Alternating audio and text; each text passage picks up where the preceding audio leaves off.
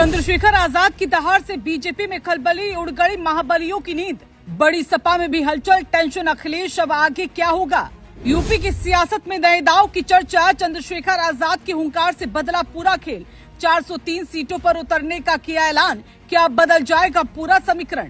दलित, पिछड़ा, मुस्लिम vote bank पर सीधी नजर। अखिलेश का पीडीए फॉर्मूला भी खतरे में आया। बीजेपी भी अलर्ट मोड में आई। 2027 से पहले दिखा सियासी तूफान। जी हाँ, ये सच है, क्योंकि उत्तर प्रदेश की राजनीति में इस वक्त जो हलचल मची है उसने हर बड़े खिलाड़ी की नींद उड़ा दी। एक तरफ मिशन 2027 की तैयारियां तेज हो चुकी है, तो दूसरी तरफ एक ऐसी दहाड़ सुनाई दी है जिसने पूरे सियासी मैदान को हिलाकर रख दिया।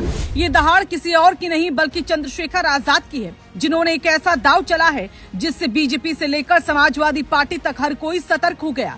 सवाल साफ है कि क्या ये दांव 2027 के चुनाव में बड़ा उलटफेर कर सकता है। दरअसल आजाद समाज पार्टी ने बड़ा ऐलान करते हुए पूरे उत्तर प्रदेश की 403 विधानसभा सीटों पर चुनाव लड़ने की तैयारी शुरू कर दी है।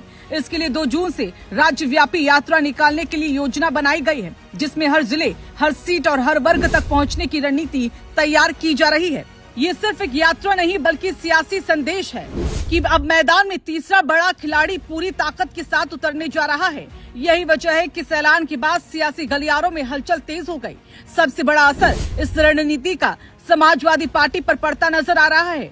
अखिलेश यादव ने 2024 के चुनाव में पीडीए यानी पिछड़ा, दलित और अल्पसंख्यक समीकरण के दम पर शानदार प्रदर्शन किया था और इसी फॉर्मूले के सहारे 2027 में बड़ी जीत की उम्मीद कर रहे हैं। लेकिन अब चंद्रशेखर उसी वोट बैंक में सेंध लगाने की तैयारी कर चुके हैं। ऐसे में सवाल उठ रहा है कि अगर वोट बटे तो सबसे ज्यादा नुकसान किसे होगा। राजनीतिक विश्लेषकों का मानना है कि सीधा असर सपा कांग्रेस गठबंधन पर पड़ सकता है।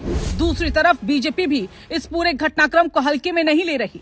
दलित और पिछड़ा वर्ग हमेशा से यूपी की राजनीति का निर्णायक वेक्टर रहा है और अगर इस वर्ग में वोटों का बिखराव होता है तो इसका सीधा फायदा सत्ता पक्ष को मिल सकता है। यही वजह है कि बीजेपी भी इस नई रणनीति पर नजर बनाए हुए है। हालांकि पार्टी सार्वजनिक तौर पर कुछ भी कहने से बच रही है, लेकिन अंदर खाने में समीकरणों का आकलन जरूर शुरू हो चुका है।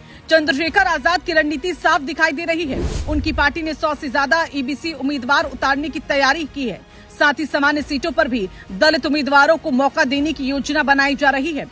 इसका सीधा संदेश ये है कि वो हर वर्ग में अपनी मौजूदगी दर्ज कराना चाहते हैं। खास बात ये भी है कि उनकी हालिया रैलियों में जिस तरह की भीड़ देखने को मिली, उसने बाकी दलों की चिंता को बढ़ा दिया। युवा वोटर्स में उनकी पकड़ लगातार मजबूत होती दिख रही है, जो आने वाले समय में बड़ा फैक्टर बन सकती है। फिलहाल यूपी की सियासत में ये साफ दिख रहा है कि 2027 का चुनाव अब पहले जैसा नहीं रहने वाला। जहां एक तरफ पुराने गठबंधन अपनी रणनीति मजबूत करने में जुटे हैं, वहीं दूसरी तरफ चंद्रशेखर आजाद जैसे नेता नए समीकरण बना रहे हैं। अब ये देखना दिलचस्प होगा कि क्या उनकी ये दहाड़ सिर्फ एक सियासी शोर बनकर रह जाएगी या फिर वाकई चुनावी मैदान में बड़ा उलटफेर करेगी। लेकिन इतना तय है कि इस एक कदम ने यूपी की राजनीति में नया रोमांच और नई अनिश्चितता जरूर पैदा कर दी है।